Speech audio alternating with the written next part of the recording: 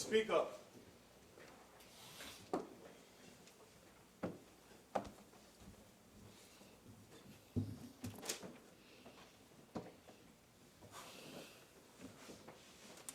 Member for Oropouche East, you have 1 minute of your original speaking time left.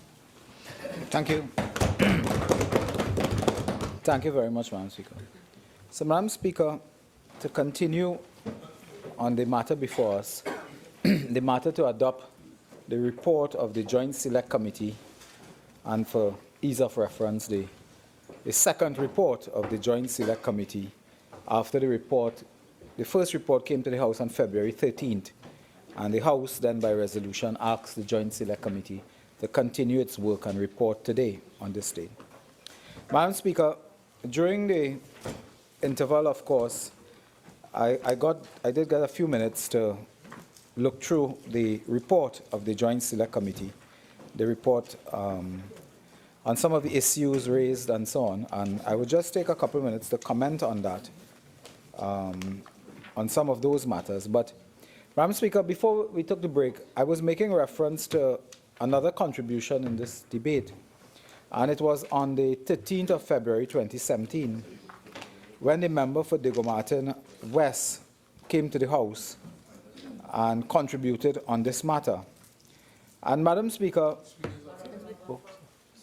sorry. East, your 1 minute is up. You're entitled to 15 more minutes speaking time if you intend to avail yourself of it. Please proceed. And, Madam Speaker, no less a person than the Prime Minister addressed the House on this matter at 9:51, Madam Speaker, in the evening. And I was taken aback by the content of that presentation. And the member for Digomartin West is a member with considerable experience in Parliament and in public life. And I was taken aback by the presentation on several grounds. One, that an argument in the debate has always been the argument linked to self-determination and controlling our own economic policy and our own future, notwithstanding the interconnection and interconnectedness of the world, and certainly the financial sector. And the member for Digomartin West began by telling us that, well, NBC carries American athletes and not Caribbean athletes and so on, because that's not their concern. And that is true. That is most true. NBC, CBS, and so on will, just as the BBC will carry coverage of British athletes and not athletes from elsewhere. But to me, that is not any type of convincing argument to use to dismiss an argument that goes much deeper in this factor matter. And, Madam Speaker, I just want to put on record a point here, notwithstanding the final vote and however we may vote, and notwithstanding the goodness that may come out today. However, I'm not sure yet. I have not been convinced by the Minister of Finance, maybe in his winding up. But, Madam Speaker, you know, there was a particular thesis I was reading on factor, and the thesis in the factor repeal argument, and part of it addresses the issue of new forms of colonialism.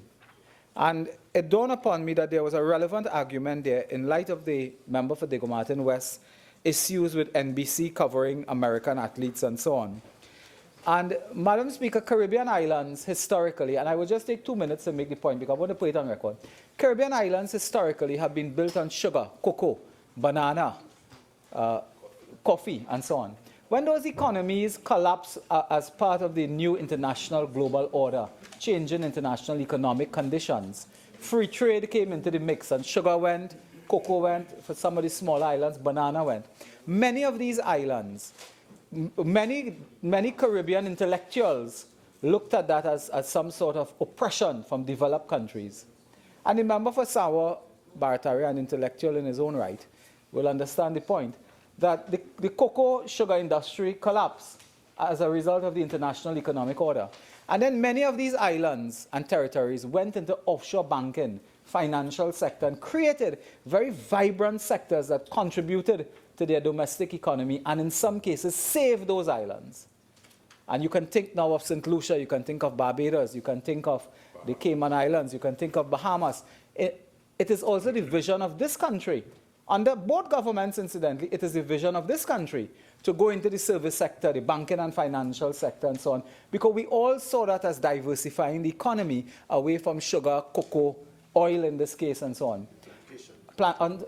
To move from the plantation economy in that sense. What happens now is that there are questions being asked as to whether FACTA and other policies, not just FACTA, are also geared at eroding these new form of economic growth poles that have emerged in the Caribbean that can take the Caribbean further as a developmental zone. And I thought that was a pertinent question to be asked because the implication of FACTA and other policies have impact upon banking. Today the banks are saying if people do not comply and they do not allow us to send the information, literally we throw you out as a customer. That has implications. Invaders Bay in Trinidad was earmarked, Madam Speaker, to actually contribute 10% to our gross domestic product by service sector, banking, finance. Both governments have attracted Chinese investors, banks and so on. And when FACTA is implemented, I say when because we are always positive, that has implications on these banks having customers and doing business not only in Trinidad but the Caribbean, when information has to go to Washington on every single US person. And those people are interested in investment and trade in Trinidad, in Barbados, in Grenada.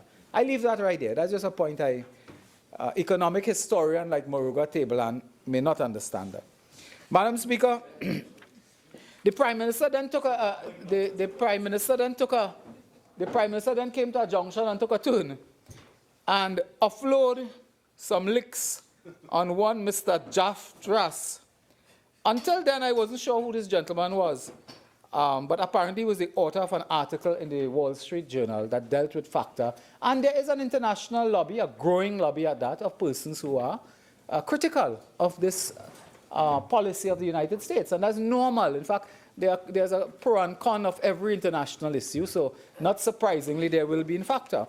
But no less a person than the Prime Minister chose the Parliament to come into the Parliament and launch what really is an attack on an American citizen, a writer, by indicating to us, because some of us did not know this man, by saying, and I quote from the Prime Minister's Hansard record, Mr. Jaffras is commercial business for hire.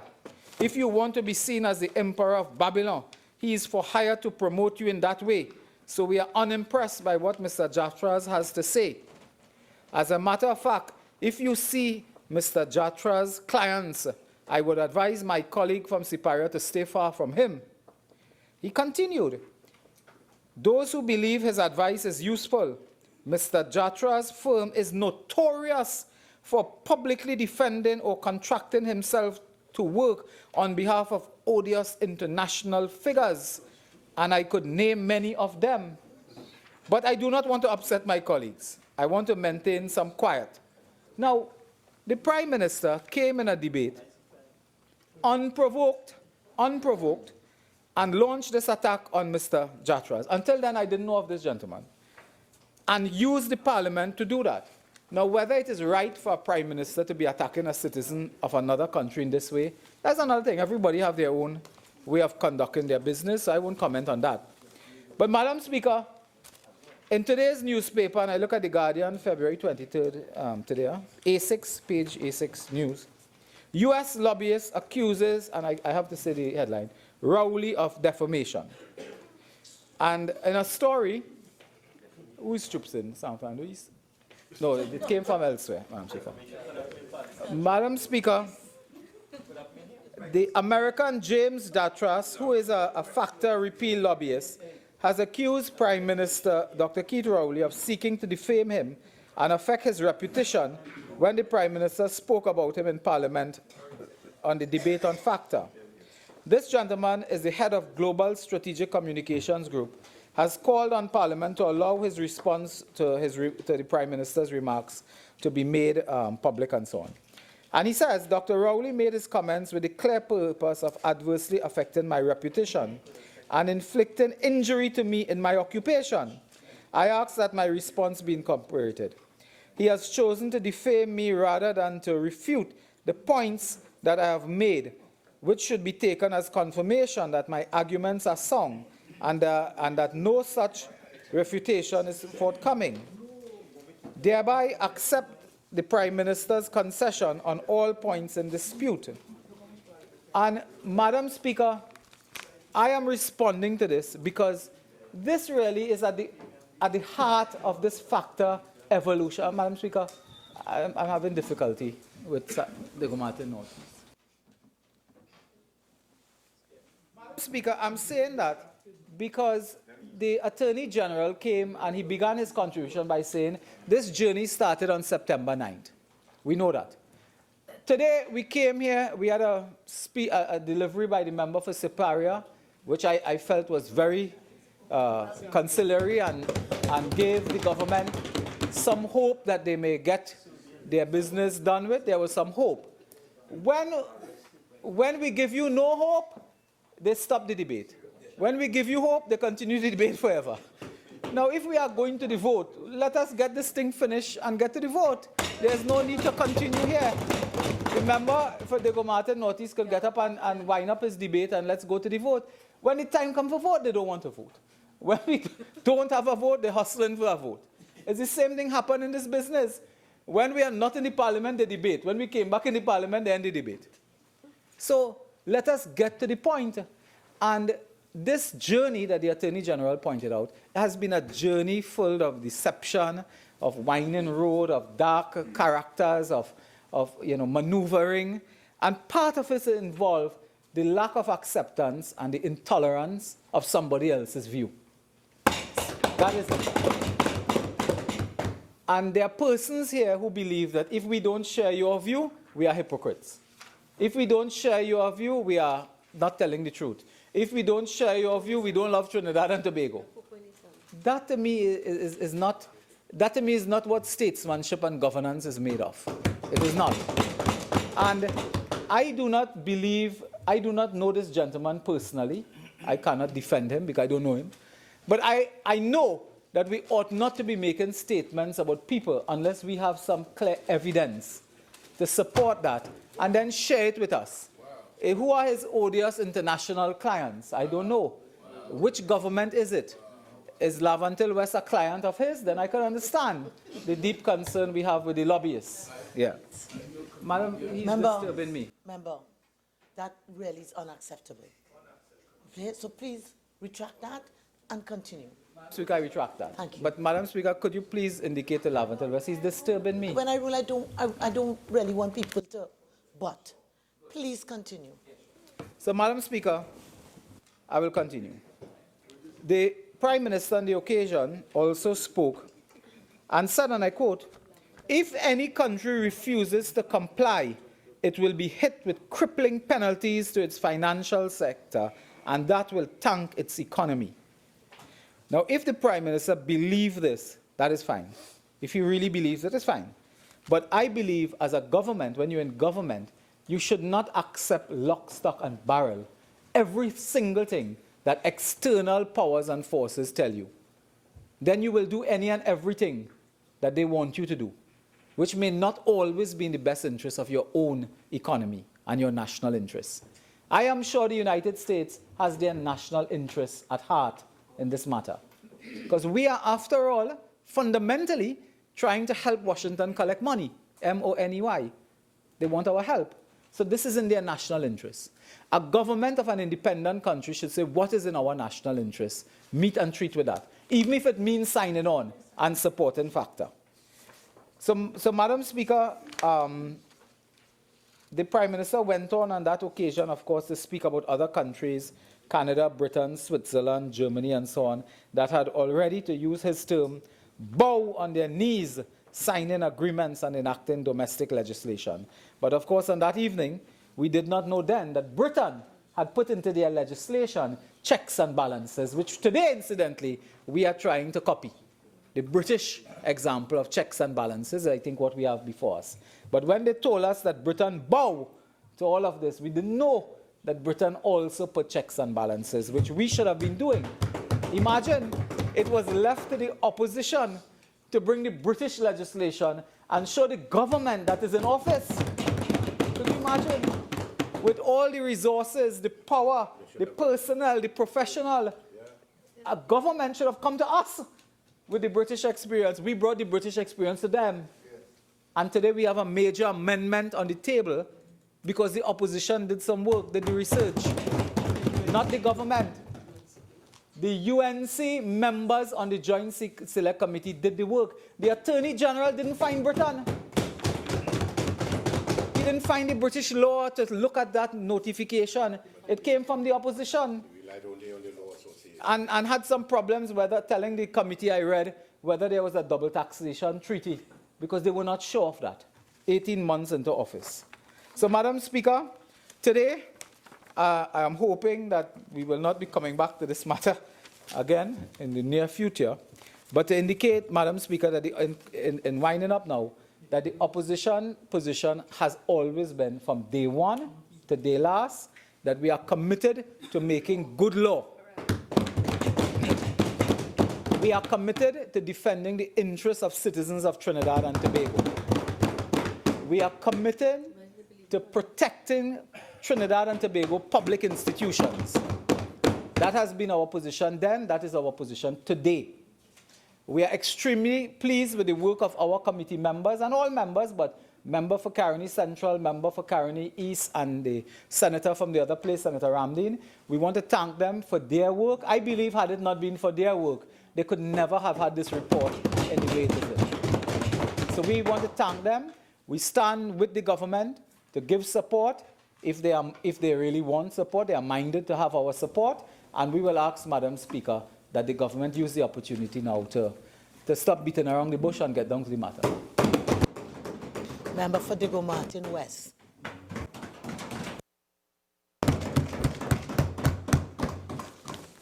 Madam Speaker,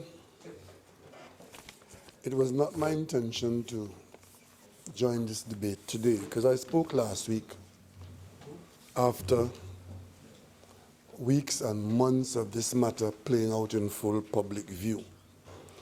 So I didn't intend to take any further part in this debate dealing with the recent addition of the 1-week extension,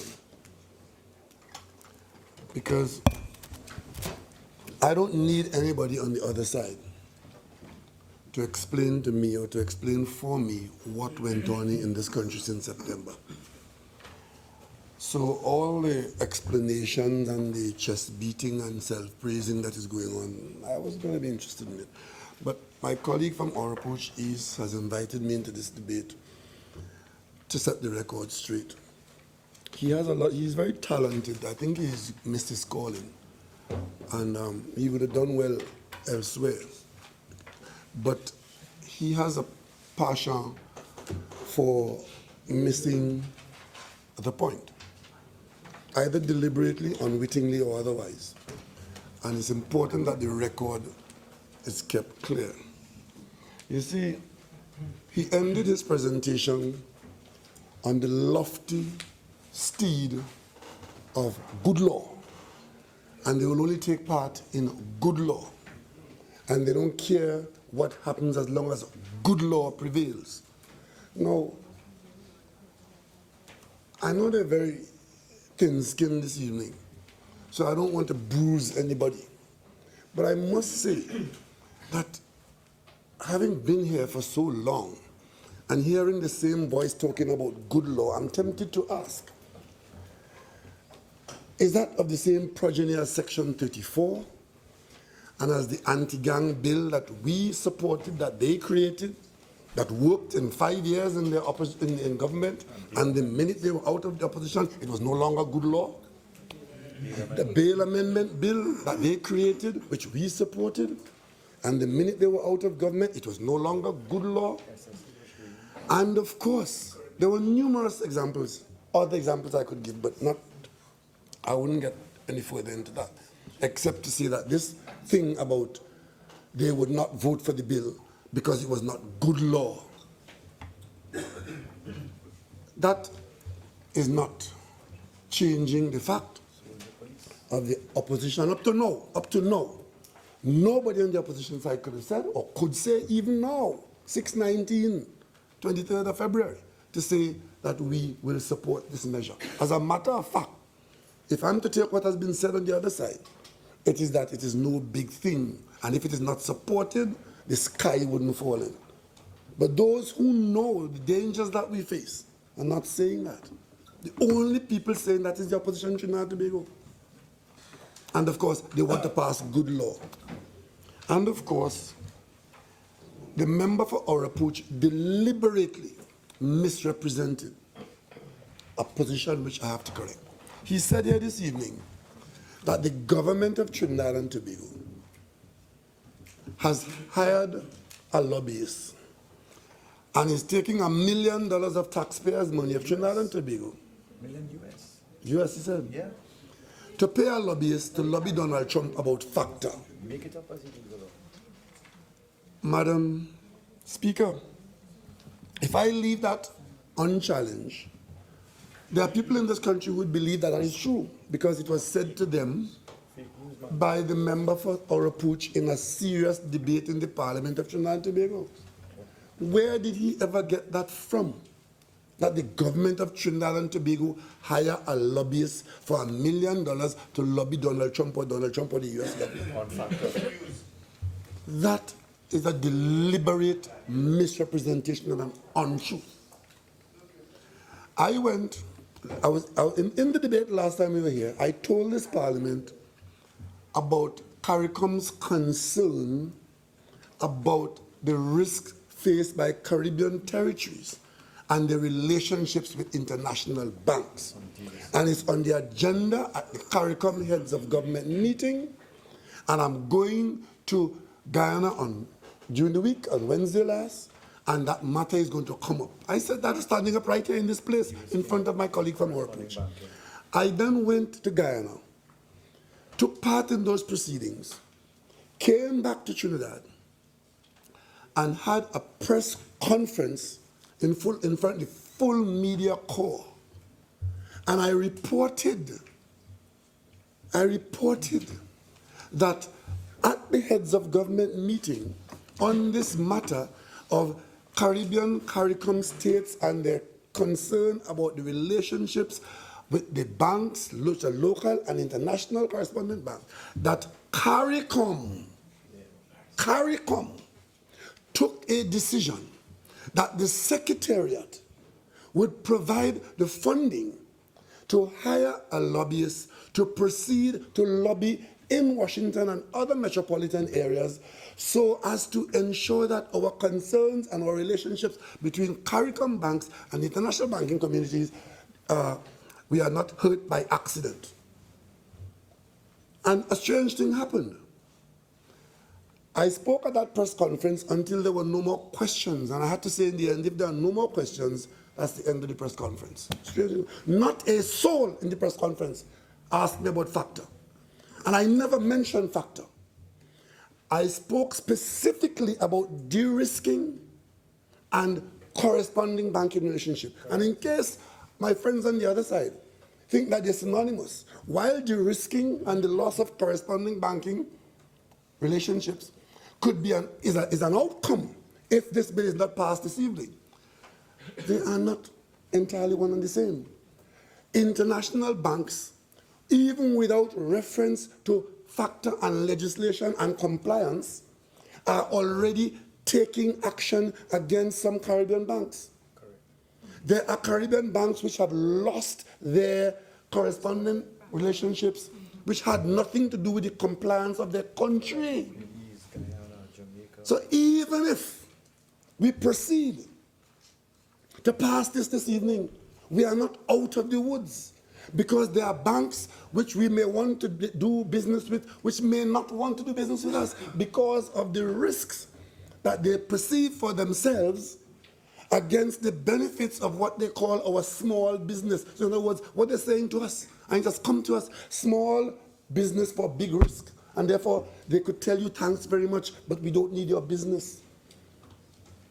As a matter of fact, this matter of a lobbyist at CARICOM didn't arise from Trinidad and Tobago as misrepresented by my colleague from Oropouche this evening. Deliberately.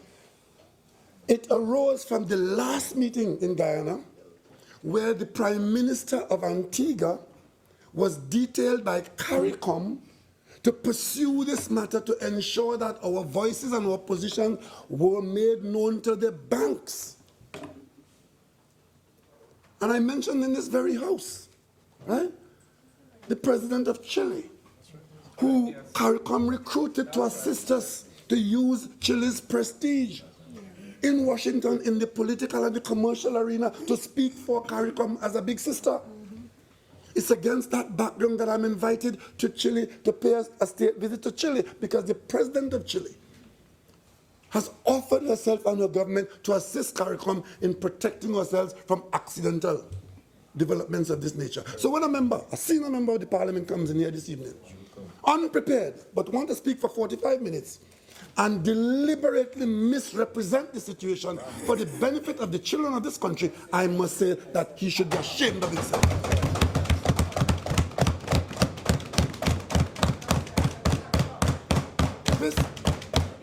This is a serious matter. Our country is facing a serious situation. And if members on the other side don't want to vote for the country's interests, it's your business. One member is telling me this evening that we're not going to vote for all you. Who is the all you? When it was tendered. We represent all the people, all of us in this house represent all the people. And this is not about us. It's about the people who will be hurt if we don't do our job. So you're not doing me any favor. You're doing me no personal favor. You are required to do your duty to protect the people of Trinidad and Tobago. And when I said last week, Thursday, that it comes to a vote this evening, Thursday, today is Thursday, it comes to a vote this evening, and you're free not to vote if you wish. Because you have been elected to protect the people of Tabaquite, of Chaguanas East, Caroni Central, Oropouche, and Tobago.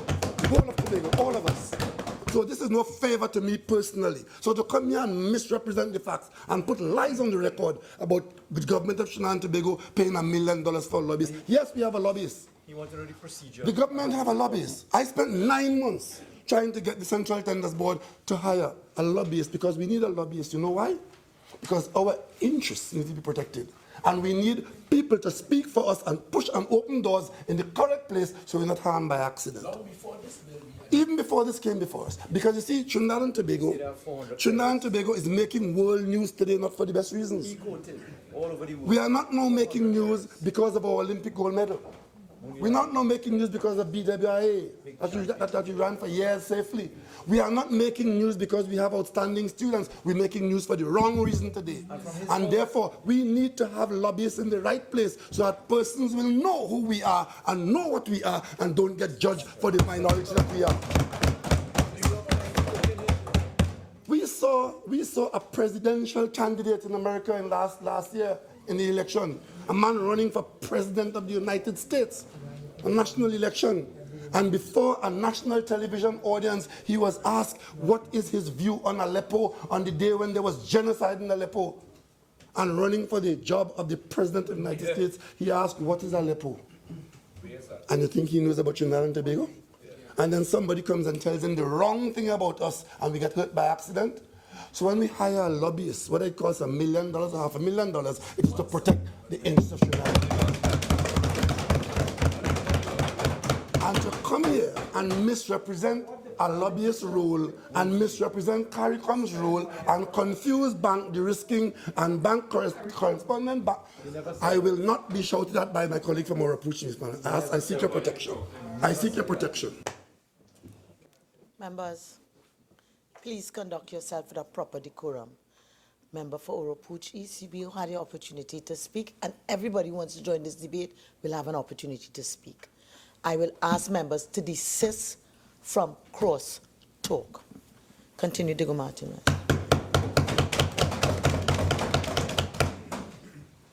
You know, misrepresentation. We paid $3 million to ask for conversation from Donald Trump. Madam Speaker. That's what he said. Madam Speaker. These are, I don't know if I think it's funny, but it's not funny. And the demands that I tell you what the conversation is with Donald Trump. Madam Speaker, I was home on the weekend and I was informed that the President of the United States would like to speak to me. It had nothing to do with our lobbyists, and it didn't cost Trinidad and Tobago a cent. But the President of the United States understands that Trinidad and Tobago is a country that the United States holds very dearly, for good reason. The U.S. is our major trading partner, and we are a leader in CARICOM. And if they were surprised, if they're surprised that the President wants us, we need a lobbyist to ensure that correct information about Trinidad and Tobago is transmitted to decision making. That's why we need a lobbyist. We want to make sure that what is said about us, what is portrayed about us, is correct. You see, Madam Speaker, they make these statements and people will believe that because they've said it, they assume that they are responsible. I don't believe that they are. And they could jump high, they could jump low. What has played out here between September and this evening is an opposition that look for every opportunity not to vote for this bill. They can say whatever they want.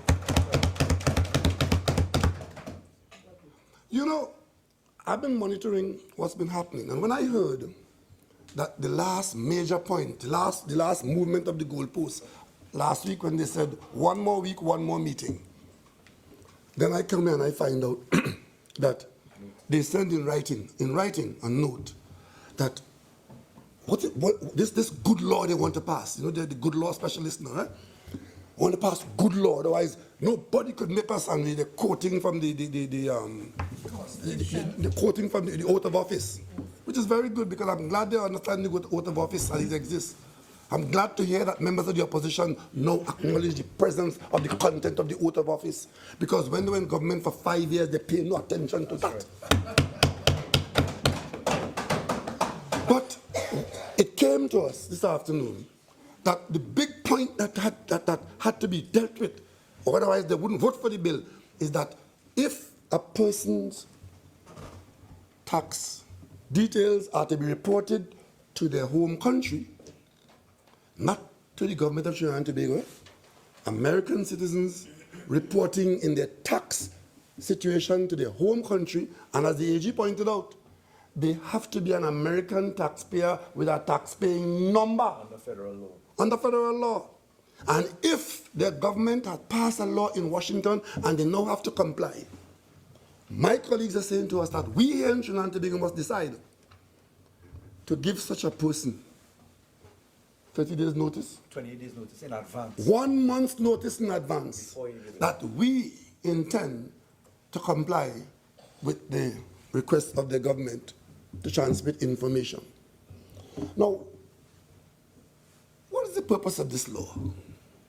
What is the purpose? Who are the people who will be jeopardized by this law? What is the jeopardy of this law? If you are not doing anything illegal, if you are not breaking any law, what is the jeopardy? But the minute we agree to what they propose to us, they claim ownership of all kinds of things. This is their last hurrah. Because it came after the 1 week extension and the 1 more meeting. 28 days notice before you can comply with the law. But I'm no lawyer, but I heard it said that the government's lawyer in Trinidad and Tobago told the government that that is unacceptable and cannot be accepted. But even without the lawyer saying that to us, causing us to reject it, look at the scenario. The minute you tell somebody that you have 1 month before we comply with that law, what do you expect to happen? Off to the court they're gone. And somewhere in there is likely that the Attorney General would find himself, on behalf of the taxpayers, in court, Spending money. in court, trying to contest some person who decide that they're not going to comply and they will go to the court, and the state now has to go to the court to defend, and next thing now it goes High Court, Appeal Court, Privy Council, millions of taxpayers' dollars in the courthouse fattening lawyers. As central authority, I have to do it for the US too. And then, at the end of all of that, if the case is won by the American authorities who is making the request, what is the benefit to Trinidad and Tobago? What's the benefit? Nothing, because we are not interested. It is not for us to deal with an American citizen who's not paying taxes or who breaking the tax law. But if we are now to put a clause in the law, as requested by them, so that we now have to go to the court to spend millions, and maybe every person who finds him or herself in that situation may decide to go to the court, and then the AG's office and the Trinidad and Tobago taxpayer run to the court, fattening lawyers, day in, day out, tying up the court.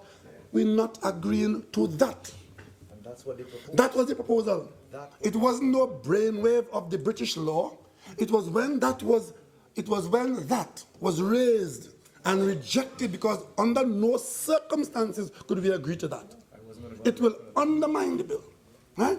It will create possibilities for cost for the taxpayer for no benefit, because we are not the ones offering to transmit anybody's information abroad. And when you end that case after millions of expenses to the Privy Council back and forth, what we accomplish? Nothing. So there's no way we can agree to that. It's not, don't take it personal. We told them that. It's not abuse. It's just normal common sense. We representing people, I represent West Moorings, Carnage, Covine. There's no way I'm agreeing to that expense on their back. So that kind of clause. It is then that it was okay. Let us inform them 3 months after. Well, okay, that's easy to agree to. But that's not what the text says, huh? Yeah? The text is in the future.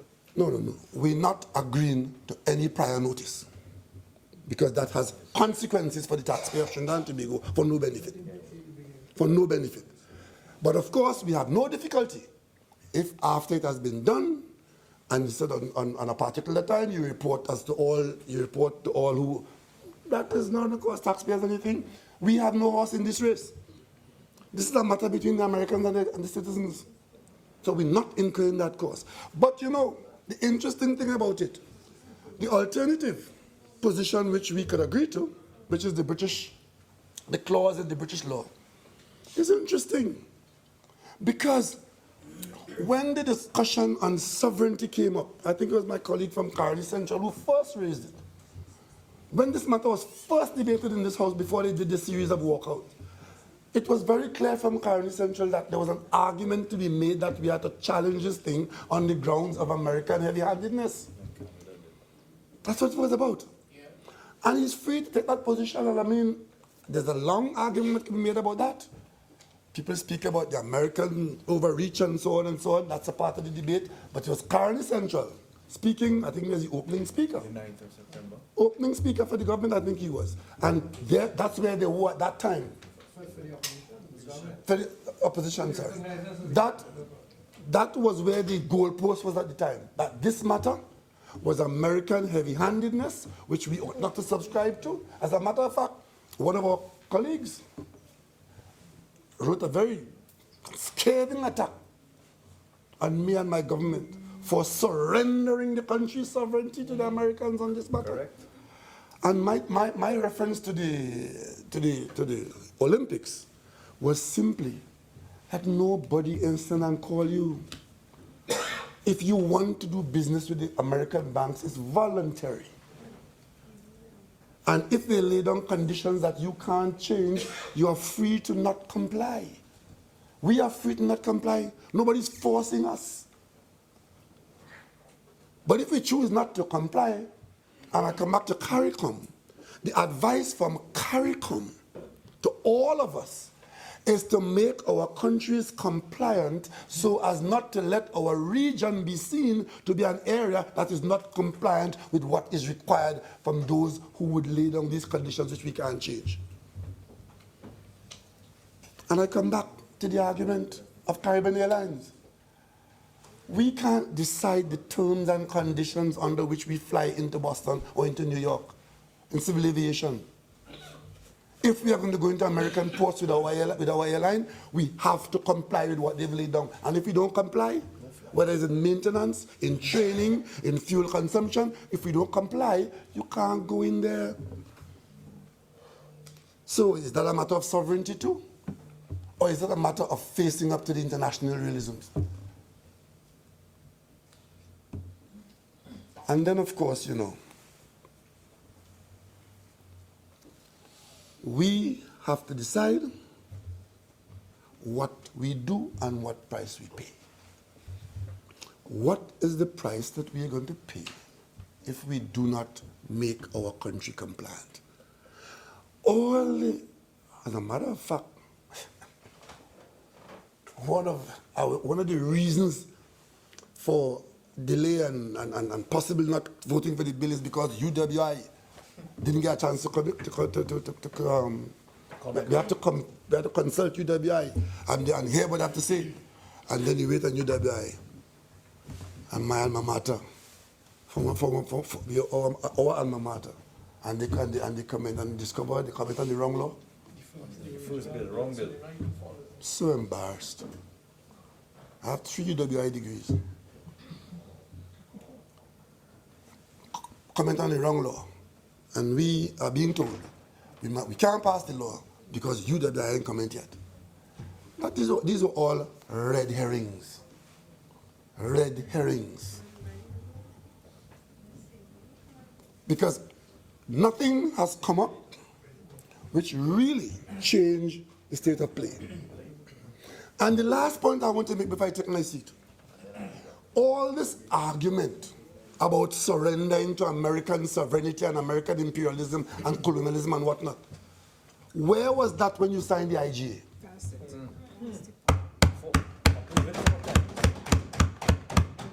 Since when you want this big anti-colonial, you signed the intergovernmental agreement, that was the time to argue. 4 cabinet. You signed it in 2013. 2 cabinet notes. And when I met with the opposition leader at the Prime Minister's office in early September, and I mentioned that this matter is coming up in the Parliament, I had no idea that the opposition would have behaved like this, because it was a continuation of follow-on on something that you created. So all your argument about sovereignty and American this and American that and is all hooey, because you were the start of this. 45 minutes, it sounds good for those who don't know, but for those of us who are involved, this was a simple, straightforward matter. A simple, straightforward matter. And all bills that come to the Parliament, there are opportunities to tweak here, make an adjustment here, have a debate here, a new point comes in there, so there was nothing special about this. But the fundamental objections which you all tried to raise after 6 months or whatever comes to naught, because there was never any real basis or any real chance of us deciding that the thing to do is not to go here. And as for the point that you don't know Mr. Jatras, ignorance is never a standpoint from which to launch an attack. The fact that you don't know doesn't mean that he doesn't exist unknown to others. I know of him if you don't know. And therefore I am free to describe him as a gun for hire. Because it's a company for hire. Anything you once said about your image, you can hire him and he can do it. And that's what he does for a living. So when you come and try to advise my country that Jatras say, I warn my country, don't listen to Jatras. The last man he was advising was Milosevic. And the one before was Ivanovic. Right? And all the characters of that nature for hire. And it makes me wonder, maybe you spent your money in Superior to get him. I don't know. I didn't say that. But I'm saying, don't come and tell me what to say in my Parliament. And Jatras say I defamed him. I have freedom to speak in here on behalf of the people of Trinidad and Tobago. And you and Jatras could put it in your pipe and smoke it. So when Jatras' point of view is what is being told, when Jatras' point of view is what is being told, Madam Speaker, when Jatras' point of view is what is being told to us to influence the national population, I have to tell them, dismiss Jatras' point of view. Jatras make me a good living for whoever will pay him. Criminals. Huh? And so far, criminals. And if I say don't be in Milosevic company, I'm giving you good advice. Do you know who Milosevic is? Madam Speaker, Googling now. Madam Speaker, it is now 6:45. The time has come. This thing should end. I take my seat.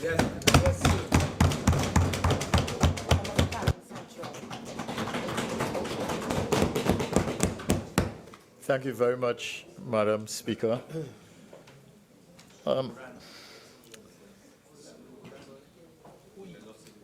Madam Speaker, if we spent our time, as we have spent some time, speaking about the last few weeks that involved the evolution of this bill, and then ending up with the JSC and its report, or if we go even further back to 2013, as the Honorable Prime Minister did, we would find that we would have interminable debates, because there'll be contentious views on all sides, there'll be different points of view. And I think it is reasonable to claim that the government approached this whole thing wrong from the beginning. I'm not going to go into it in any detail, but I think they approached it very wrong. And because of that, they also went to the JSC hurriedly, and then we had very little time. Even the letter from Ms. Carter to the U.S. authorities indicated that 2 months would have been the normal time for a JSC, and we didn't have that. So that, let us say that some mistakes have been made along the way, that the government must take responsibility for some of the mistakes. But we are here now, and look how much we have really achieved because of the JSC having met. If we go back to Section 34 on anti-gang and bail amendment, it will be toing and froing again.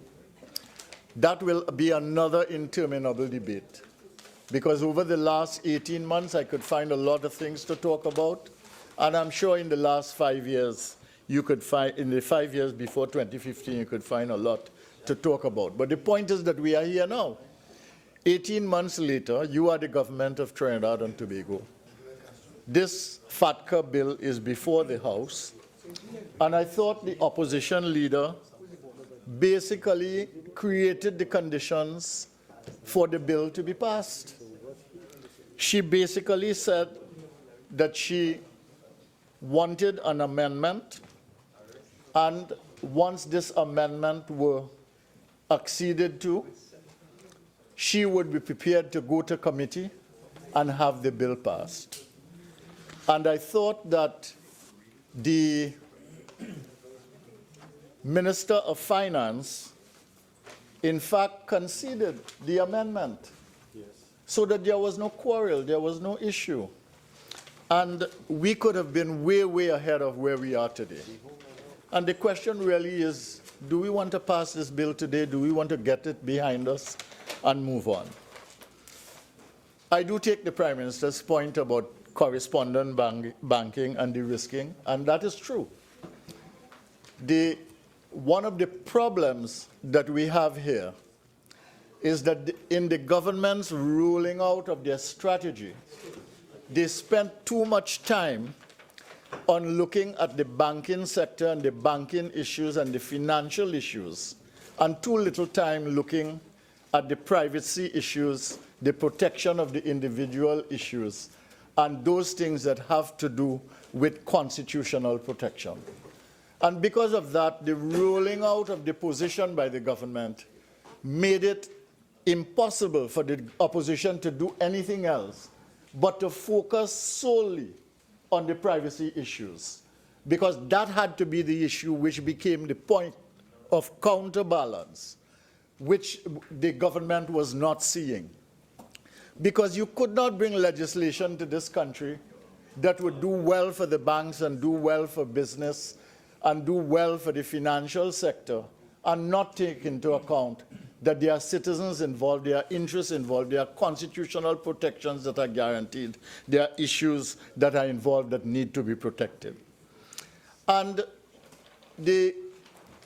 I think things went awry when we had the debate evolve in that manner, and the opposition found itself in a situation in which it really had to build a garrison in order to deal with the onslaught of the government, who was basically rallying all the resources and forces in the society to make the opposition seem as irresponsible. And on that basis, we were able to go to the JSE and make some changes. The Prime Minister, in his presentation, talked about hiring a lobbyist for correcting misinformation and for protecting Trinidad and Tobago's interests. But I want to say, you know, I mean, I used to teach for many years in the Arthur Lockjack School a course on communications. And one of the things that I learned in a seminal book that was written many years ago in the 1980s was that image, you have to distinguish between image, which is a projection of what you want to present. You have to distinguish between that and telling your story, which is building a factual basis of telling a story about your organization or institution so that it has authenticity and credibility. And the third thing is that if you are able to do that, project an image based on authentic storytelling and making the storytelling real and substantial, then you find that over time you build a reputation for your institution. It is no different for a country. And if we want to project the image of Trinidad and Tobago, we must address the issue, for instance, and I'm not going on any excursion here, Madam Speaker, I just mentioned it, we have to deal with the issue of the projection of the country in terms of things like murders, in terms of things like terrorism, and so on. And it's not just the image. It's not just the storytelling. It's not just the building of a reputation. It is solving the problem at home so that you can tell an authentic story of things achieved, things done, progress made, and therefore on that basis you can begin to rebuild a positive reputation for the country. So I want to say to the Honorable Prime Minister, through you, Madam Speaker, that this is not a simple task, this communication issue. This is not about public relations. Public relations do not work in this kind of situation. You've got to have a very complex approach to the management of these kinds of things, and I wish him well. I saw this story in Trinidad and Tobago, which appeared in one of the foreign newspapers, in which they talked about the discussion between President Trump and Prime Minister Rowley, and in which the nature of the discussion was on terrorism and Trinidad and Tobago as a supply state of terrorists abroad. When you have those kinds of stories coming out, and when you have those things happening on TV, when it is authenticated by the number of people who leave your shores, it becomes a real issue. So the problem has to be dealt with as a national security issue at home, as an international collaboration issue with other people so that you bring it under control, and then the management of the situation outside while you roll out your public relations issues. It cannot be done simply by public relations, because no amount of public relations is going to negate what the truth is. Okay? So this is important. And I think that, in a way, the government made a mistake in all the mistakes that they made in relation to this. They made a mistake in trying to please the US authorities too quickly. Because, you know, you can run the risk of trying to please the IMF. You can run the risk of pleasing multilateral institutions. You can run the risk of pleasing a US government or some other entity as you negotiate, as you engage them. But what you really have to do is to please and secure the national interest of Trinidad and Tobago and its citizens. That is the main thing that you have to secure. So there are two parts of this equation. One is protecting the financial sector, and the second one is protecting the privacy of citizens. And I think the opposition has been very strong on the second. The government with other institutions and in the society have been very strong on the other. And the truth is that both have to be protected, and that is why we went to the JSC, and that is why we ended up with the bill that we had. I don't think it is right to say that I think the Prime Minister said it, the Attorney General said it, that there were very few things of substance in the bill. That is not true. There are 31 clauses in this bill, Madam Speaker. And if you look at the bill, and I have a sheaf paper version of the bill here on which I wrote and on which you have the corrections of the CPC's office and so on. And if you look at that bill on every page, in every clause, you begin to see that every clause had substantial amendments. Some of them were big and substantial, like the powers of the minister.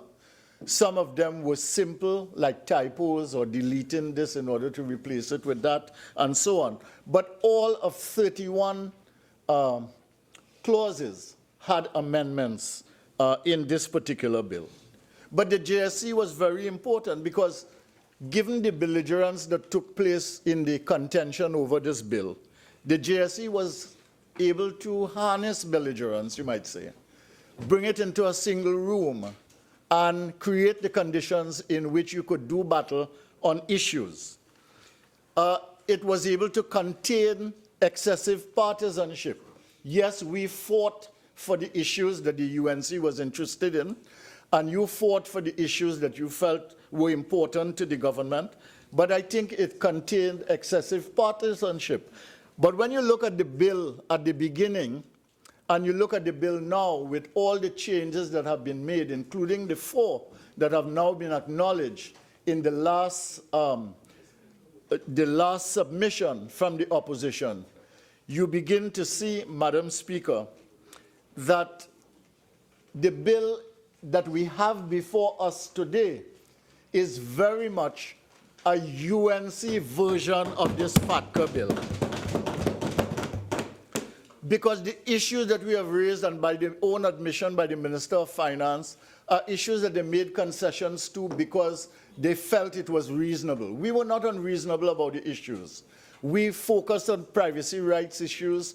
We focused on things that would not give the banks too much power, that would not give the institutions too much power, that would ring-fence the BIR, and that would create the conditions in which information could not be exchanged between one government agency and another. We did all of those things. And the reason we did that is because those were the issues that were of concern to us. I think that in the JSC, it forced both government and opposition to think harder and deeper about the bill. I think it forced us both to think about justification for the bill.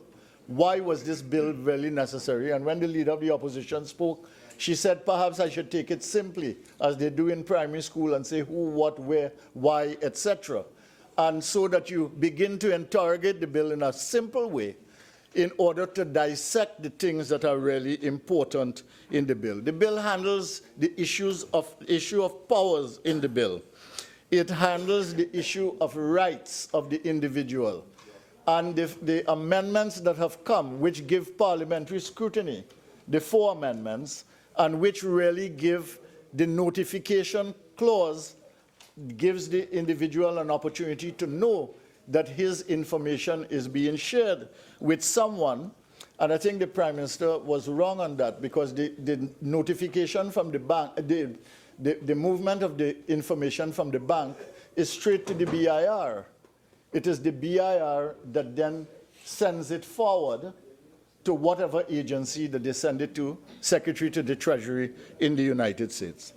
So my own feeling is that given the work of the JSC, given how far we have come, given the fact that there have been many, many mistakes on the government side, given the fact that the opposition has really crafted now, in engagement with the government, a bill that is acceptable to the opposition, I think the government would do well to bring this matter before the House so that we can move forward. The political leader and leader of the opposition has indicated that she would like an amendment. I think the Minister of Finance has conceded. And my own feeling is that we are at the point now where we can do something finally on this bill that Trinidad and Tobago will be happy about. Thank you very much.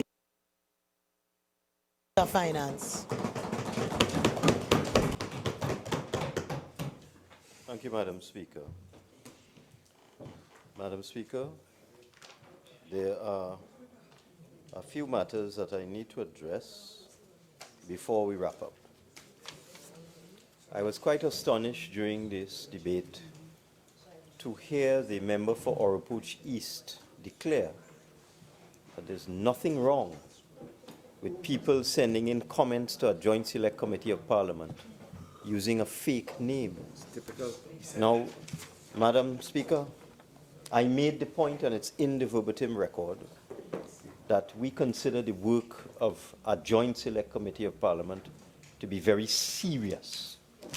Very, very serious. And, Madam Speaker, when I heard the member for Oropouche East talk about using different names, you know, and pen names, and what's wrong with anybody sending in a comment without, you know, identification? Or false identification.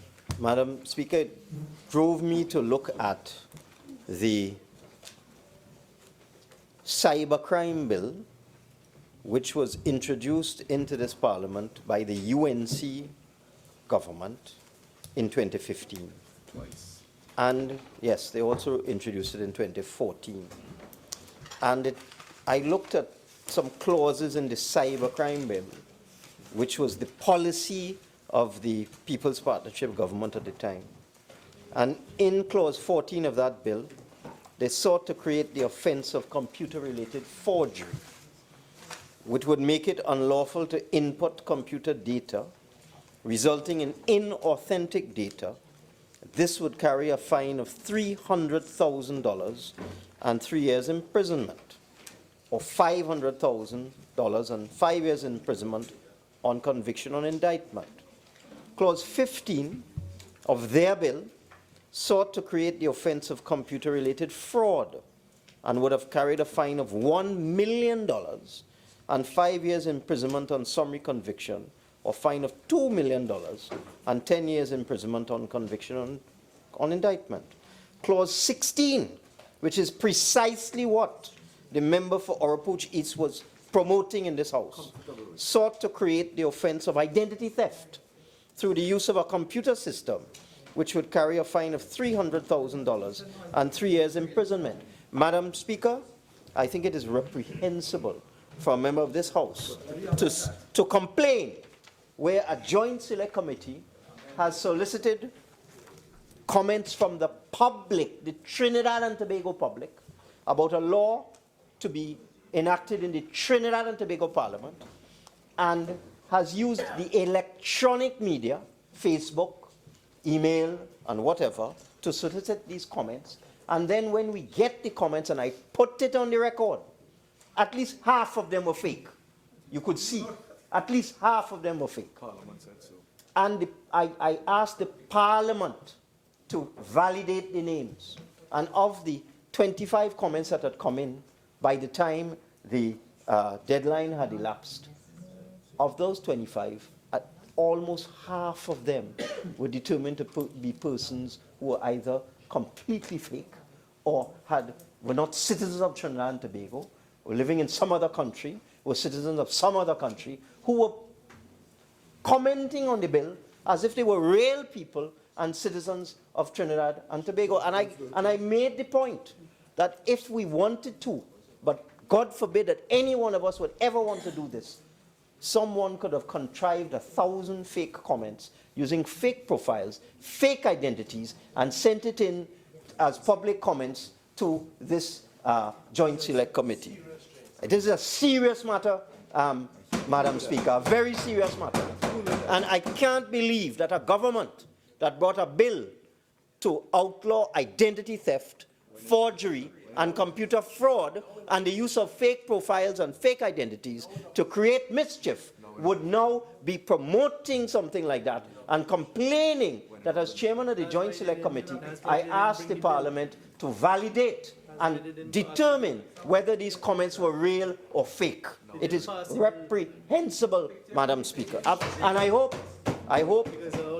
when that matter is dealt with, that we don't hear the member for Oropouche saying, oh, I've changed my mind. Nothing wrong with people using fake identities and impersonating and so on. And Madam Speaker, how else can you establish that someone is a citizen of Trinidad and Tobago?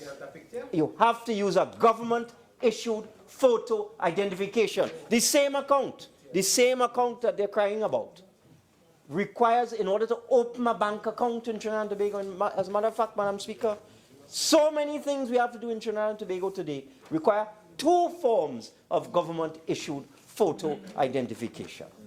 It is standard, and as I said, it's reprehensible for a member of this Parliament to promote identity theft, impersonation, fake messaging, fake profiles, essentially cybercrime.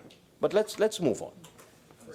Madam Speaker, I would like to spend a little time on Mr. Jatras, who the member for Oropouche East would like us to listen to. Mr. Jatras. Mr. Jatras was a defense witness for a gentleman by the name of Slobodan Milicevic. Milicevic was indicted, and I heard Sotovoshi across the floor from the member for Oropouche. Who is Milosevic? He's a good man. Is he? No, he asked, what is he? Is he an actor? Yes. Or he was pretending he didn't know who Slobodan Milosevic is. Milosevic was indicted in May 1999 during the Kosovo War by the United Nations International Criminal Tribunal for the former Yugoslavia for crimes against humanity in Kosovo. These were the crimes he was indicted for: genocide, complicity in genocide, murder, persecutions on political, racial, and religious grounds, inhumane acts, extermination, imprisonment, torture, willful killing, unlawful confinement, suffering, unlawful deportation, destruction and appropriation of property, cruel treatment, plunder of public and private property, attacks on civilians, destruction to historic monuments, and destruction of institutions dedicated to education and religion, unlawful attacks on civilian objects. That is Slobodan Milicevic. Mr. Jatras is famous. Madam Speaker, I don't know what it is with the member for Oropouche. I seek your protection. Members, please observe Standing Order 53.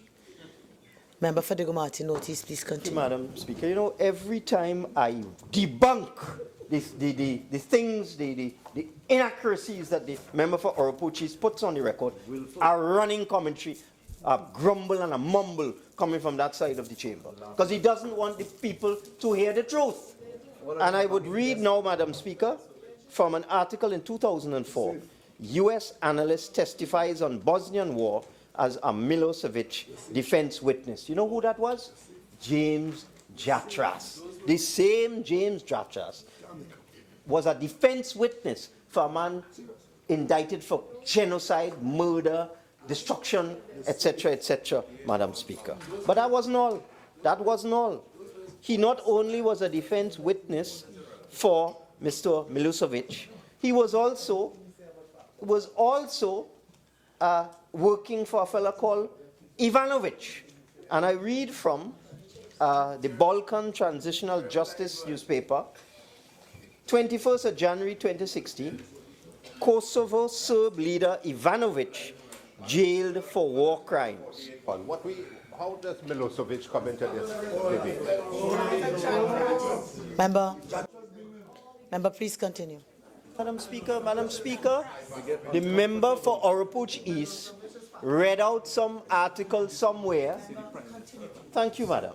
The member for Oropouche read out some article somewhere in his presentation saying that Mr. Jatras wanted to sue the Prime Minister for defamation because the Prime Minister had indicated that the leader of the opposition would do well to stay far from Mr. Jatras in terms of his contribution to matters relating to this debate in this House. So you need to know who he is. He also was also a consultant to Ivanovic, who was jailed for 9 years for war crimes, included the murder of ethnic Albanians in Mitrovica. He was also an aide to somebody called Larry Craig. Now we know. Do you know who Larry Craig is? Larry Craig was a Republican United States Senator from Idaho who was arrested for lewd conduct in a restroom in Minneapolis-St. Paul International Airport. He was an aide. Mr. Jatras was an aide to Larry Craig. And let me give you a statement from 1999. The Washington Post. A Senate Republican aide came under fire this week for what members of the Muslim community called his bigoted remarks. James George Jatras said Islam has a fraudulent self-depiction as a pacific creed, arises from the darkness of heathen Araby. That's who you want to associate with? A fellow who say, a man, look, grief. Now, let us move on, Madam Speaker. Let us move on. Let us move on. Madam Speaker, in thanking the persons who assisted us with this committee work, I omitted to thank the procedural clerks and the staff of the Parliament. And I must say that the procedural clerk who supported the committee went way beyond and above the call of duty, and I want to commend and congratulate her for the work she did for the... She's sitting right there. Kiba Jacob. She's sitting right there. Kiba Jacob. I just wanted to compliment her and thank her for all the work that she did. Yes, under a lot of pressure. Now, Madam Speaker, I said in my introduction that we would be introducing an amendment to Clause 17, model along the lines of the UK regulation dealing with notification. I realized that shortly after that, the Prime Minister also, the former Prime Minister, the leader of the opposition, also proposed more or less an identical amendment, so that I do not think we'll have any trouble in the committee, except we have to make some adjustments. Sure. Wait, Honourable Minister. And since you're giving the praises every wrong, I really want to, from reading the verbatim, you really handled the belligerence, as Miss MP Tewarie said it. You really handled it in the committee to get the work done. So I think we should say the same you're saying about others. I just want to, about your good self, I just want to ask you, please, given, that we got this at whatever time this evening, if you would kindly confirm what was Clause 19 originally, and spoke about it was not necessary for a financial institution to give the USTIN if they did not have it in their records. I think it may be Clause 16. Can you confirm if that is so? It is not necessary in reporting for a financial institution to give the USTIN where it is not in their records. Can you confirm? I think it may be the new Clause 16. If you don't have a TIN, you give this and then they get a TIN flowing from that. Yes, I will deal with that in a short while. But I want to be clear on the amendment that we on this side proposed in my introduction to the debate today. I want to read it again. Clause 17 as renumbered, we are proposing, insert after subclause 2, the following new subclauses. Subclause 3, a reporting financial institution shall notify an account holder in respect of a reportable account that sensitive personal information relating to that person, which is required to be reported under this section, has been reported to the competent authority and will be transferred to the Secretary to the United States Treasury in accordance with the IGA. 4. The notification under subsection 3 shall be made by 31st January in the calendar year following the first year in which the account held by the individual became a reportable account maintained by the reporting financial institution and was forwarded under subsection 1. And 5, a notification under subsection 3 shall be in the form prescribed by the Minister by order. And Madam Speaker, the 5th subsection that we are seeking to introduce is to make sure there's no argument and there's no dispute about the type of notification that goes from the financial institution to the reportable person with respect to the transmission of their information.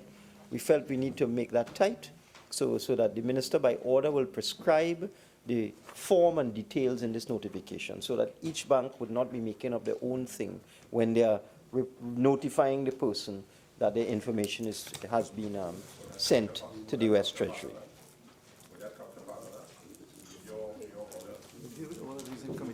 When we reach committee stage, we could deal with that. So I just want to recap. We have agreed that when agreement provides for its publication, it shall be laid in Parliament within 2 months after the date of signature by both parties. And any order amending the terms of the agreement shall be subject to shall be subject to negative resolution of Parliament, and that the annual report will be laid within 3 months after the date for automatic transmission of information under the provisions of this Act, or if Parliament is not in session, within 1 month after the commencement of the next session. So I think we have covered everything. As I said, we had to modify the UK, modify the UK provision to make it compatible with our IGA. And as I said, we've added this thing about the notice so that it will all be in a standard form. And Madam Speaker, you know, I heard the member for Caroni speak about whose bill this is, and it's a UNC bill and so on. Madam Speaker, this debate is not a competition about whose bill it is. It is not a competition. This is a very, very serious matter. Very serious matter. I expect all members of the opposition to support this legislation. I beg to move.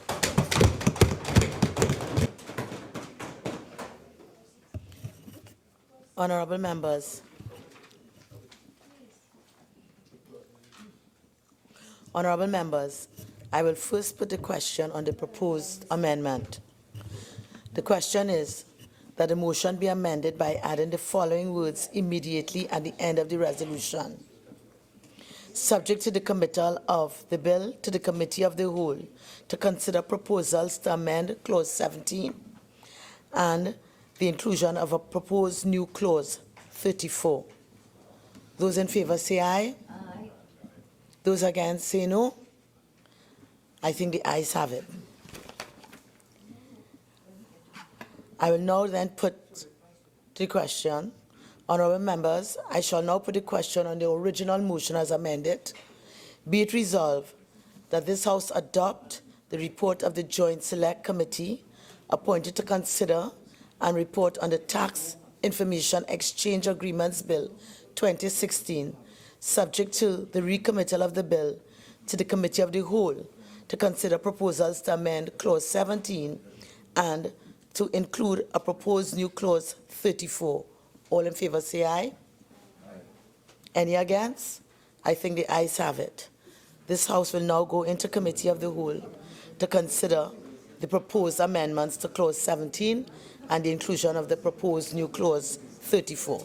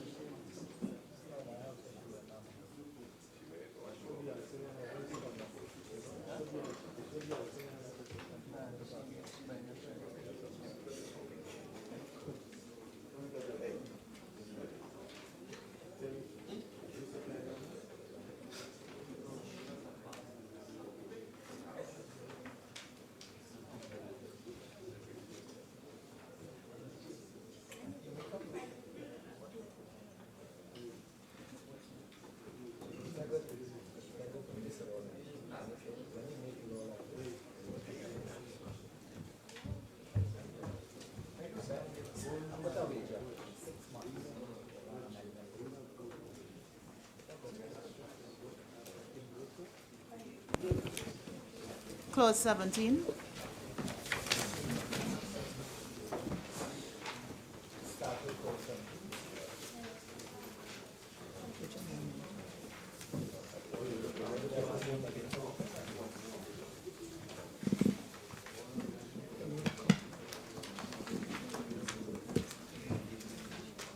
The question is that clause 17 stand part of the bill.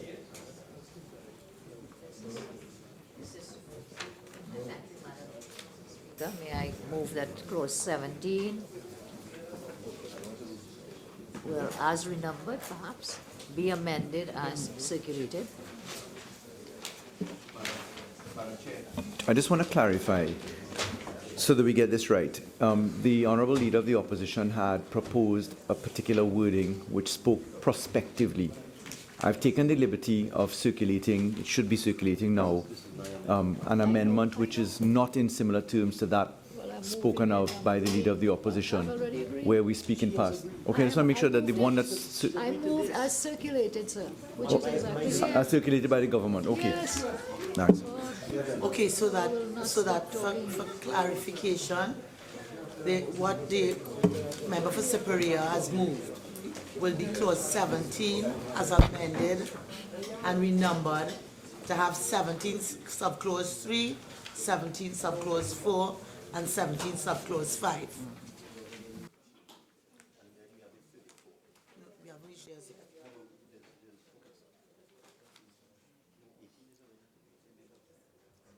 The question is that clause 17 be amended as circulated to include a subclause 17.3, subclause 17.4, and subclause 17.5. Madam Chairman, I'm at the stage of putting it the question. We'd left it for discussion. Nobody said anything. yeah, I just want to raise the Minister when he was making the presentation Yeah. a while ago. Sorry, Madam Chair. The document I've just gotten in my hand does not bear the correct wording, and I just want to put the correct wording on the record. What should be circulated is the one that says, in the new subclause 3, a reporting financial institution shall notify an account holder in respect of a reportable account that has that sensitive personal information relating to that person, which is required to be reported under the section has been reported. Hold on. Okay, I just want to continue just to make sure we have it right. To the competent authority and will be transferred to the Secretary to the United States of America. Minister Young is making the point that he has something that's different. So I just want to be sure we all have the same page. Is that the one you have? Okay, good. So long as that's the version, then that's the one we're going with. Member for Superior. Stuart. Member for Superior. Yes, This is the version. yes. Okay, because this is the version that I have. I have no other version. Okay. The question is that clause 17 be amended to include a new clause 17, subclause 3, and subclause 4, and subclause 5 as circulated. Those in favor say aye. Aye. Those against say no.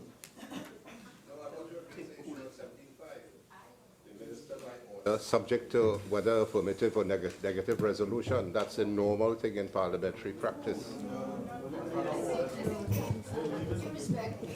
Insisting on affirmative or negative, but if it's just for the notification, the minister can go by order. All right, I mean, we okay. don't need to, sometimes we ask for it, like in another one coming up. Yes. Just for the notification. No need. No, he's correct. In this case, we can wait. Okay, so just to ensure that we are all on the same page, I will do it again, please. The question is that clause 17 be amended to include a subclause 17.3, subclause 17.4, and subclause 17.5. Those in favor say aye. Aye. Those against say no. I think the ayes have it.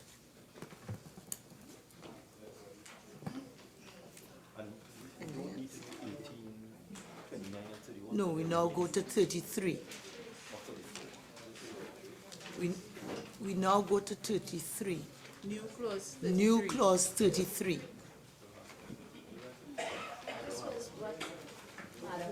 This was the one that the Honorable Attorney General, in his usual Excuse gracious me. manner, said I smile about with the 33, so May I I don't just know. intervene a second here? This is the order. I think it has to be 34. That's what I thought too. Yeah. So I put 34. No, because look here, it says as clauses 32 and 33. Could I ask members to seek the advice of the CPC. CPC, please?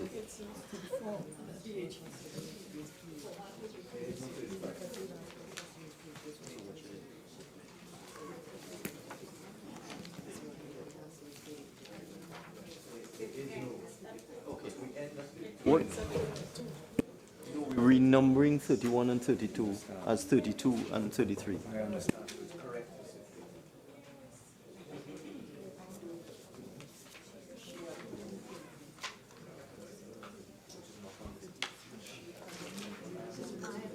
Yeah.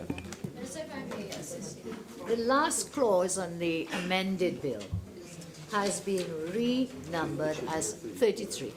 It reads, the former act is repealed. It may well be for stylistic drafting reasons that you put the repeal as the last clause. So that one then would now become 34, and the clause I wish to insert may now be 33.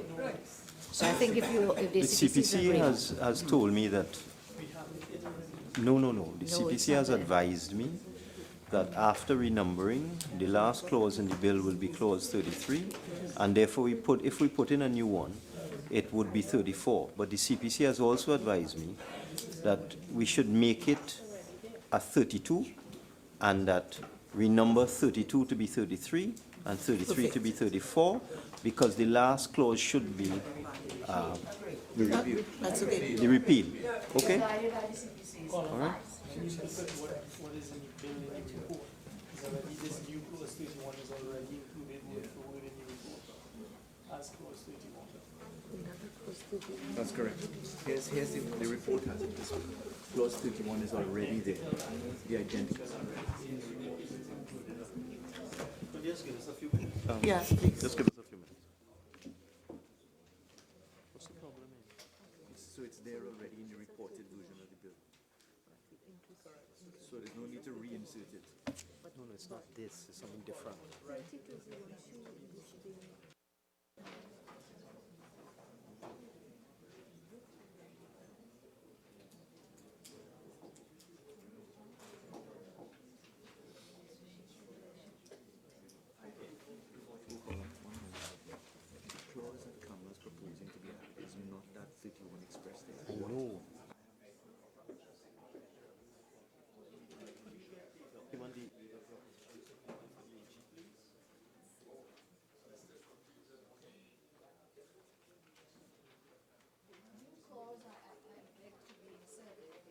The minister may by order make regulations subject to the affirmative resolution of Parliament to give effect to this act. This is in the event that there is anything, the minister has the power, and we don't have to come back here to insert such an amendment. Now, I think the issue now is whether we call it 32, 31, 33. We'll take the CPC's advice. Madam Chairman, I'd like to deal with this sequentially. Sure. We will deal with the numbering Sure. after we deal with the substance, if you don't mind. Sure. So can we deal with the substance of the clause? Attorney General, could you deal with the substance of the proposed new clause? Chairman, the clause proposes an introduction of regulations. It is usual in legislation that one introduces regulations where the substantive law provides for things which result in regulations, usually described by way of prescription, where it's not subject to order, etc. So there is no, if I could use this word, there's no springboard to cause the issuance of regulations, and therefore the clause is otiose. That's the problem that I have with it. So there is nothing from which we can spring to a regulation, because the one thing that we're saying ought to be prescribed, we're doing by way of order, which is the form for notice that we've just introduced in clause 17(3), 4, and 5. Nothing else in the bill is done prescriptively, such as one would need the cause for regulations, and therefore the clause finds no springboard. Well, it may be, Those, if I may respond, it may well be. It is my respectful view that this residual power be left for the minister. But It doesn't say the minister shall make regulations. The minister may make regulations by order, subject to the parliamentary approval. I do not see there is any harm or any danger, and there is a great benefit, because I've looked at legislation elsewhere, and I've seen where they have utilized regulations for certain things. Given the Honorable Attorney General is saying there is no springboard, I beg to differ, and I leave it in the hands of the CPC and the government. Perhaps you could assist me this way. In the bill as we have before us, would you be able to assist me by pointing to anything in the bill itself which says that there ought to be guidance by regulations? I will go with what the Minister of Finance and the CPC wants to do. Right. I believe this residual power to lie in the Honorable Minister has no danger, there is no harm, and could be a benefit as we go down the road. This is new law, new developments, and I've seen other legislation. What is the harm? Who will it hurt? Except the AG wants to have good, he's the only one makes good law. If the CPC advises no, we'll take it.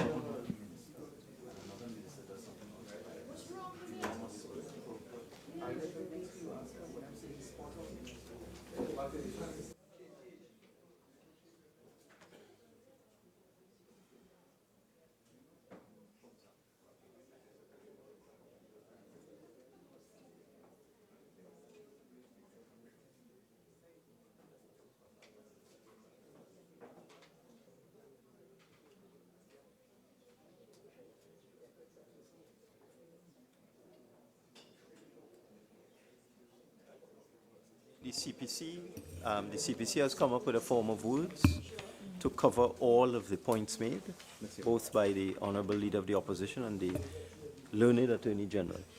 So could you give me the form of words, please? What do you think the AG doesn't want to pass this bill?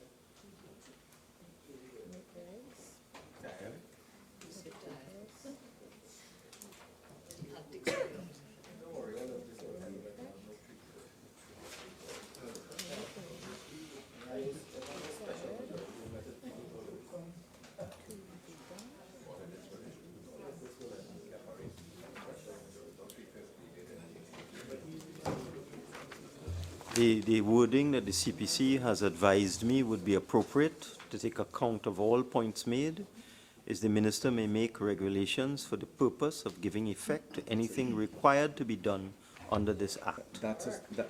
I would concur that that's a proper springboard, because without it, you can't do it.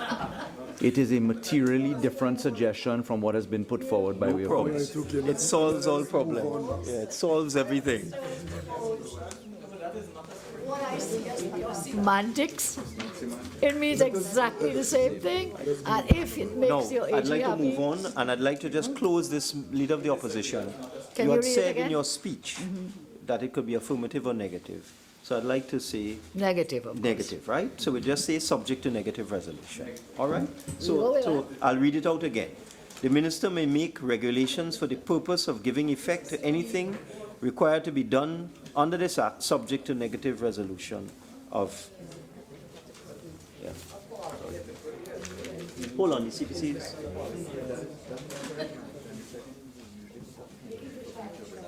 Yes, which shall be sub, yeah. Right. Okay, this is the final form of words, Chairman. Take off your mic a second.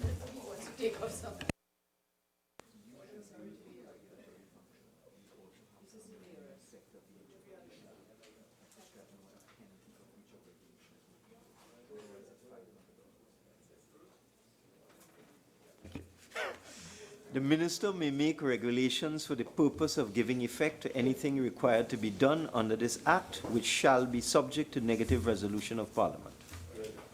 Okay? Which shall be subject. Which shall be subject. Which shall be subject to negative, Which now referring to? Is it the order or is it to the give effect? regulations. The Yeah, regulations. but the way you worded, the which is in the No wrong problem, place. no problem. Yes, take away the springboard. This- The act. Right. Right. boy. Good Lord. Regulations made or regulations?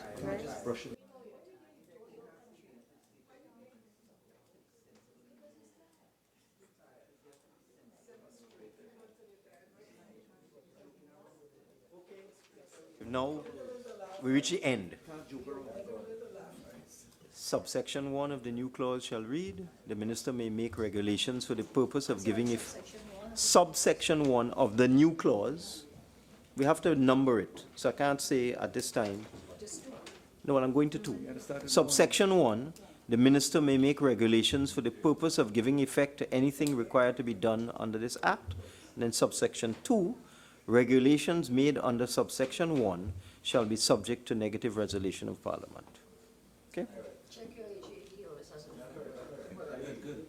All right. Now, the CPC has also advised me that this new clause should be numbered 32.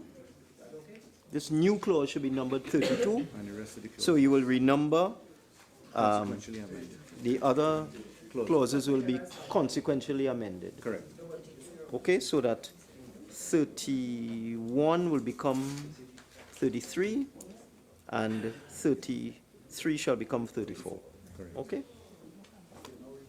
And that's it. Yeah.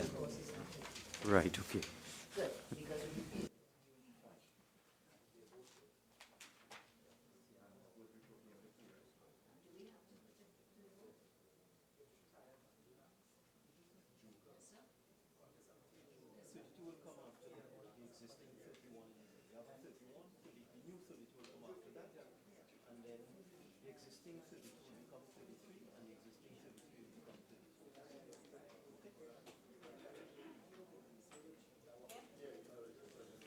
Members, the question is that a new clause 32 be added to the bill.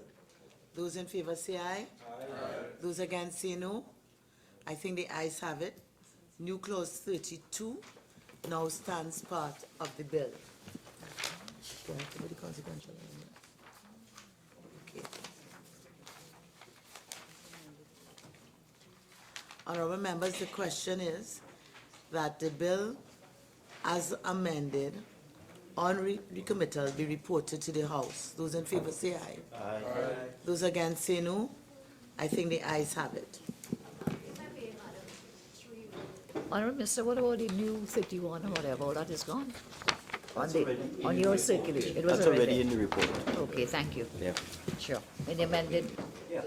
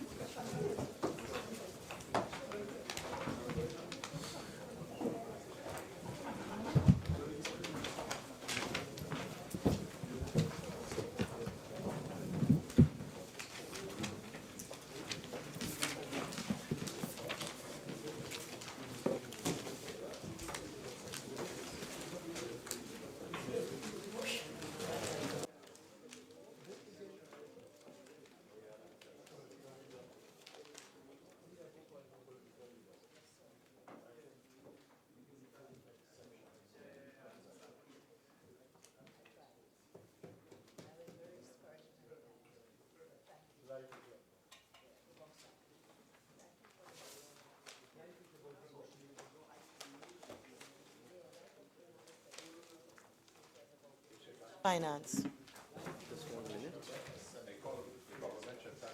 Just a minute.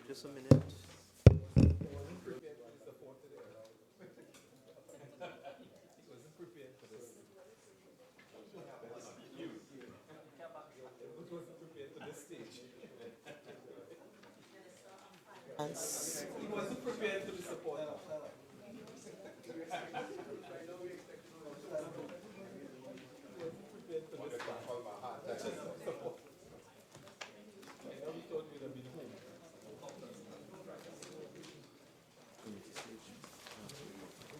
Thank you.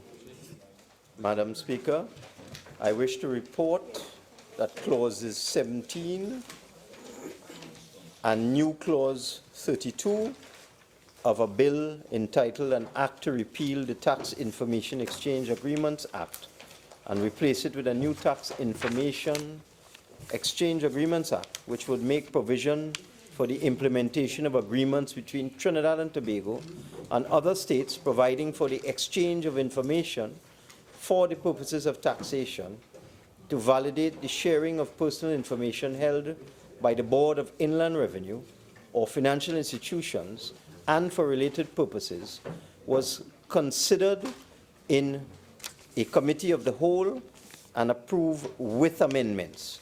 I now beg to move that the House agree with the committee's report. Honorable members, the question is that this House agree with the committee's report on a bill entitled An Act to Repeal the Tax Information Exchange Agreements Act and replace it with a new Tax Information Exchange Agreements United States of America Act, which would make provision for the implementation of agreements between Trinidad and Tobago and the United States of America, providing for the exchange of information for the purposes of taxation, the validation of the sharing of personal information held by the Board of Inland Revenue or financial institutions, and for related purposes. All in favor say aye. Any against? The ayes have it. The Minister of Finance. Thank you, Madam Speaker. I finally beg to move, after how many months? About 5 months, that a bill entitled An Act to Replace the Tax Information Exchange Agreements Act and replace it with a new Tax Information Exchange Agreements Act, which would make provision for the implementation of agreements between Trinidad and Tobago and other states providing for the exchange of information for the purposes of taxation, to validate the sharing of personal information held by the Board of Inland Revenue or financial institutions, and for related purposes, be forthwith read a third time and passed. Honorable members, the question is that a bill entitled An Act to Repeal the Tax Information Exchange Agreements Act and replace it with a new Tax Information Exchange Agreements Act, which would make provision for the implementation of agreements between Trinidad and Tobago and the United States of America, providing for the exchange of information for the purposes of taxation, the validation of the sharing of personal information held by the Board of Inland Revenue or financial institutions, and for related purposes, be now read a third time and pass. All in favor say aye. Aye. Any against? I think the ayes have it. Mrs. Robinson-Regis. Aye. Dr. Rowley. Aye. Mr. Alwari. Aye. Mr. Imbert. Yes. Mr. Young. Aye. Mr. Dialze. Aye. Mr. Hines. Aye. Mr. Mitchell. Aye. Ms. Kojo. Aye. Mr. Garcia. Yes. Mrs. Critchlow-Coburn. Aye. Mr. Ford. Aye. Mr. Dillon. Aye. Mrs. Webster-Roy. Aye. Dr. Dolly. Aye. Mr. Coffey. Aye. Mr. Smith. Yes. Dr. Francis, Aye. Mrs. Jennings-Smith, Aye. Mr. Leons, Yes. Mr. Antoine, Aye. Miss Oliver, Yes. Miss MacDonald, Yes. Dr. Lee, Yes. Mrs. Prasad Bisasa, Aye. Dr. Rambachan, Yes. Mr. Carrick, Yes. Dr. Tewarie, Aye. Dr. Moonilal, Dr. Moonilal,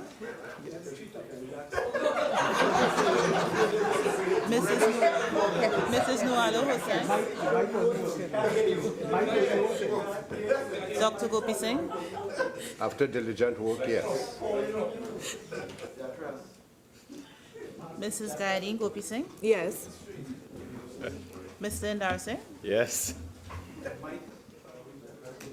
Mr. Ramadan, Yes. Dr. Khan, Yes. Mr. Padara, Yes. Dr. Bodo, Yes. Mr. Parry, Yes. Ms. Ramdial, Yes.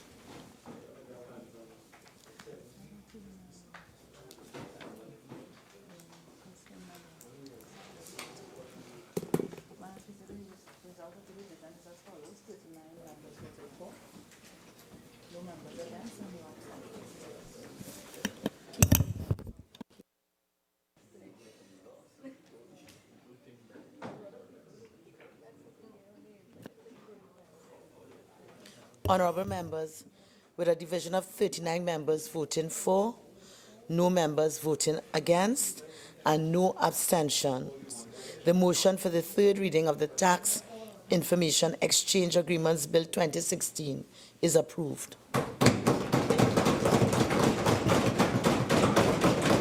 bill entitled, An Act to Repeal the Tax Information Exchange Agreements Act and replace it with a Tax Information Exchange Agreements, United States of America Act, which would make provision for the implementation of agreements between Trinidad and Tobago and the United States of America, providing for the exchange of information for the purposes of taxation, the validation of the sharing of personal information held by the Board of Inland Revenue or financial institutions, and for related purposes. Leader of the House. Thank you very much, Madam Speaker. Madam Speaker, I beg to move that this House do now adjourn to Friday, the 3rd day of March, 2017, at which time we will do bills number 7 and 9 on the order paper. That is to say, a bill entitled An Act to Amend the Marriage Act and a bill entitled An Act to Amend the Public Procurement and Disposal of Public Property Act. And we'll be sitting at 1:30, Madam Speaker. Through you, our standing orders provide for a private members' day being the 4th Friday, which is tomorrow, and I can understand we start today. Would, through you, the Leader of Government Business, give us an idea of when February's private members' day may be, if at all, not being today or tomorrow? Thank you very much, Madam Speaker. Madam Speaker, I did discuss with the member for Point up here, who is the Chief Whip on the other side, that in March, there will be a private members' day for March. There will be no private members' day in February because the 4th Friday is falling on Carnival Friday, and we'll not be having a sitting. Would you like to sit tomorrow? Yes, I have no problem. Well, you can come. Honorable members.